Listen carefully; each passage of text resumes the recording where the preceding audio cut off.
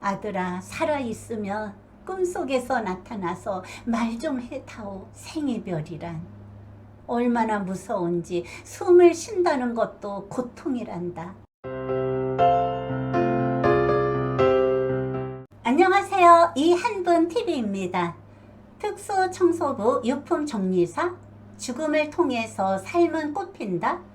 100세 시대에 새로운 직업을 갖는다면 어떤 직업이 좋을까? 인터넷 검색을 해보니 누구나 정년퇴직 없이 할 수 있는 일이 우선순위가 요양보호사예요. 바로 요양보호사 자격증을 취득을 했어요. 그리고 다른 직업 검색을 하다가 보니 특수청소부 유품정리사가 색다른 직업에 눈길을 끌었어요. 하긴 7년 전에 어머니가 돌아가셨을 때 화장터에서 기다리고 있는데 웬 젊은 분이 오시더니만 명함을 건네주면서 나중에 고인의 유품을 정리를 하시면 이쪽으로 전화를 주세요. 삼가 고인의 명복을 빕니다. 하고 자리를 떠났습니다. 며칠 후 어머니가 계시던 아파트에 짐 정리를 어떻게 할까 고민을 하다가 유품 폐기물 처리를 한다는 곳으로 전화를 했어요. 그 이튿날 청소업체가 와서 깨끗하게 유품을 폐기물을 처리를 했어요. 며칠 전만 해도 평소에 어머니가 아끼시던 물건인데 돌아가셨다고 유품을 폐기물 처리하는 것이 마음이 좀 아팠습니다. 그리고 유품을 정리를 하던 중에 수첩에 간단하게 어머니의 하루의 일상을 적은 수첩이 발견이 되었어요. 어머니의 마음이 담긴 유품이었습니다. 여러분, 유품관리사란 말은 생소한 직업이잖아요. 신종 직업이 늘어나고 없어지고 우리나라에서 직업 사전에 의하면 2020년 우리나라의 직업 종류가 12,823개라고 하네요. 지금은 더 많이 있을 거예요.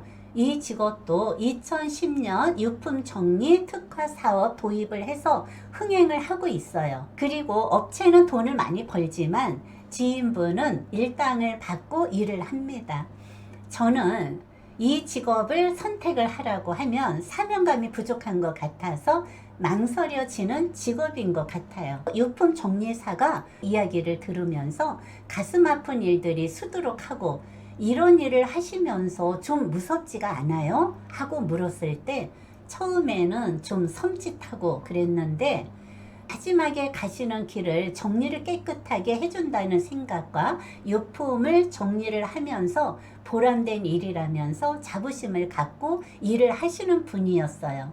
지인분은 이 직업이 천직이라고 하면서 본인의 기억에 남는 것을 들려주는데 눈물도 나고 반대로 살아가면서 죽음을 통해서 삶이 꽃이 핀다고 합니다. 고인의 흔적 대부분이 물건을 정리를 하다가 보면 고인의 유품, 유서, 고인의 흔적을 찾아볼 수가 있어요. 이런 일을 하면서 기억에 남는 일을 들려주셨어요. 용씨 어르신은 혼자 살고 계셨어요. 3남매가 있었는데 막내딸이 효도를 많이 했는가 봐요. 다른 자녀들은 인연을 끊고 살았다고 합니다. 한날은 어머니가 막내딸한테 내가 살던 아파트와 현찰 2억 원이 집안에 있으니 보태서 집을 사라고 하시면서 마지막으로 당부를 하고 내가 죽으면 오빠들한테 절대 연락을 하지 말거라. 이게 유언이었어요.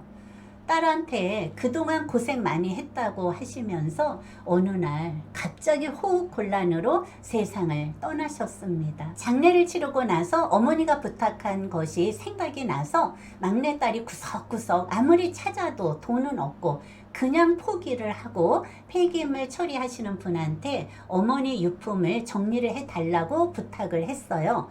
그분들이 오셔서 유품을 정리를 하시고 침대를 드러내는데 벽면이 볼록해서 벽지를 뜯어보니 까만 비닐봉지가 수십 개가 쏟아져 나오고 큰아들한테 연락을 했더니만 쏜살같이 형제가 달려와서 막장 드라마 싸움판이 벌어지는데 큰아들은 장손이라 내가 갖는다고 하고 둘째도 내가 가져야 한다. 형제가 멱살을 잡고 싸우는데 끝은 안 나고 주민들이 구경을 하다가 경찰서에 신고를 했어요. 결국은 막내는 포기를 하고 첫째와 둘째가 아파트와 돈을 똑같이 나눠서 가졌다고 합니다.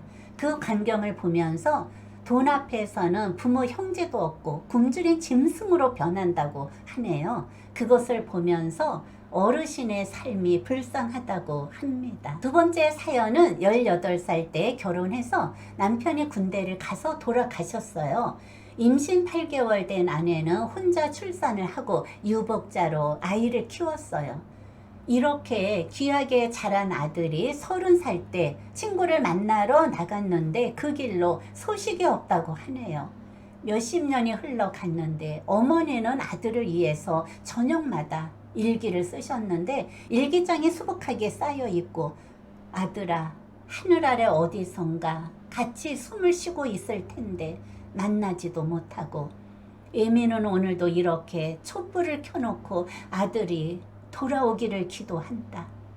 오늘도 배는 고프지 않게 밥은 많이 먹었니? 행여 아들이 찾아올까봐 이사도 못 가고 허물어져 가는 집에서 이렇게 기다린다. 아들아, 내가 죽기 전에 보고 싶다. 아들아, 살아있으면 꿈속에서 나타나서 말 좀 해다오. 생이별이란 얼마나 무서운지 숨을 쉰다는 것도 고통이란다. 이렇게 하루의 일과를 마치고 행여나 아들이 돌아오면 에미의 마음을 일기장에 적어 본다. 내가 죽고 나면 이 땅에서 전달이 안 되면 하늘나라에서 전달이 되겠지. 일하시는 분이 유품을 발견하고 읽어내려 가는 순간 눈물이 주르르 빗물이 되어서 흘러내리고, 이 아들도 돌아가셨으니 몇십 년이 흘러가도 소식 한 통이 없는 것 같아서 을 갖고 와서 아들이 하늘나라에서 어머니의 마음을 읽어보라고 정성스럽게 불에 태워서 보냈다고 하네요. 엄마와 아들이 만나시라고 기원하는 마음으로 빌어주었다고 합니다. 유품 정리보다 청소 비중이 많습니다. 집안에 있는 물건을 싹쓸이해서 폐기물로 처리를 하는 경우가 많이 있어요. 하물며 도배까지도 하는 경우도 있고, 그리고 사명감이 없인 결코 못하는 일입니다. 처음에는 이 일을 시작을 했을 때는 섬찟하고, 특히 밤에 잠을 자려고 하면 꿈에 무섭기도 하고, 그러다가 어느 순간부터 담력이 생겨서 아무렇지가 않다고 하네요. 이 일은 다른 일하고 틀려서 사명감이 중요합니다. 마지막까지 고인이 쓰시던 물건까지 깨끗하게 정리를 해서 정성껏 마무리를 해서 보내드린다는 사명감이 있어야 합니다. 앞으로 특수청소부 유품정리사는 꼭 필요한 직업입니다. 유품 정리, 청소, 동물 사체 처리, 어떤 참혹한 현장에서라도 의뢰인의 요구에 부합하는 서비스를 제공해야 합니다. 유품 정리사는 따로 자격 요건은 없습니다. 앞으로 고령화 사회가 되면서 유망 직업이 되면서 일을 하시는 분들은 건강하고 사명감이 있는 분이 필요한 것 같아요. 그리고 유품 정리사는 단순히 짐을 옮기고 버리는 일이 아니에요. 누군가에게는 추억이 되는 장소이자 소중한 공간이고, 추억을 비우고 정리하는 일이기에 유족들한테 공감과 소통의 자세가 필요합니다. 이곳에서 일하시는 분들은 죽음을 통해서 삶을 배우면서 고통 속에 꽃이 핀다고 말합니다. 지금까지 시청해 주신 여러분 고맙습니다.